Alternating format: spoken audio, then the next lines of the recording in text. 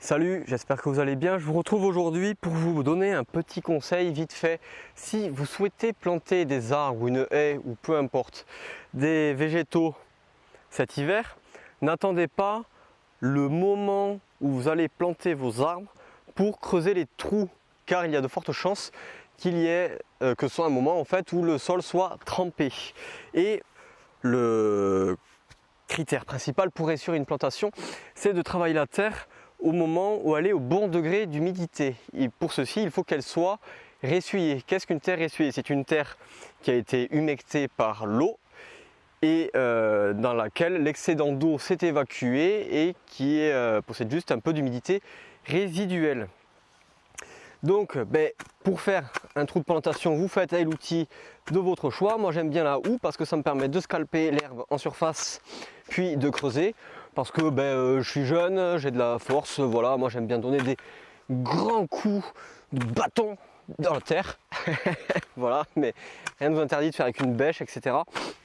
Si vous voulez savoir si la terre est ressuyée, comme je viens de vous le dire, il y a plusieurs façons de le savoir. Soit vous achetez un pluviomètre et il faut qu'il y ait eu une pluie significative. Par pluie significative, j'entends une pluie supérieure à 20 mm.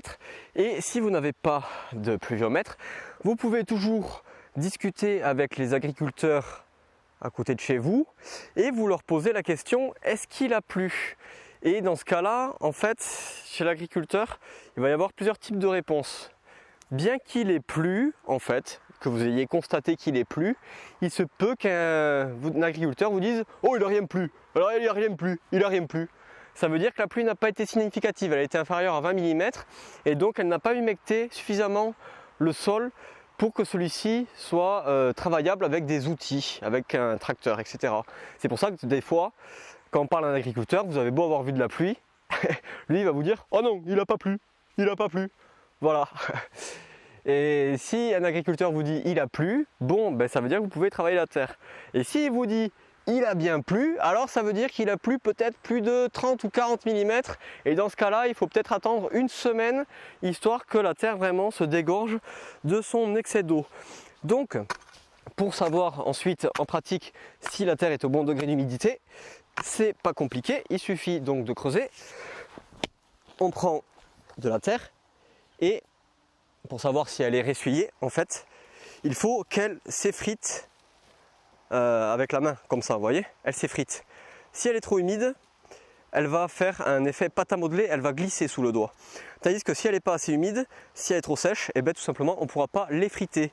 Donc voilà, l'essentiel pour réussir une plantation d'arbres, ou de fleurs ou de quoi que ce soit, c'est de travailler la terre au bon moment. Et le bon moment, c'est quand elle est au bon degré d'humidité, c'est quand elle est ressuyée et qu'elle s'effrite et qu'on obtient un résultat comme ceci. Vous voyez, là je la pète, hop, je la pète hyper facilement. Et ça permet d'avoir ensuite une terre très meuble, d'avoir des éléments fins qui vont ensuite bien adhérer aux racines. Tandis que si on travaille la terre quand elle est trop humide, ça va faire de la pâte à modeler et quand ça sèche, ça durcit et c'est absolument impénétrable pour les racines. Et si c'est trop sec, en soi on peut le faire, mais ça va demander une force énorme, donc vous allez vous crever. Voilà. J'espère avoir été clair. Surtout, souvenez-vous de ce conseil. Souvenez-vous que vous pouvez m'acheter des arbres et des arbustes sur mon site internet. Et voilà, et ce conseil, partagez-le parce que c'est vraiment le conseil essentiel à savoir quand on veut planter des arbres, qu'on débute en jardinage ou quoi. Il faut être au courant du degré d'humidité de son sol. Voilà.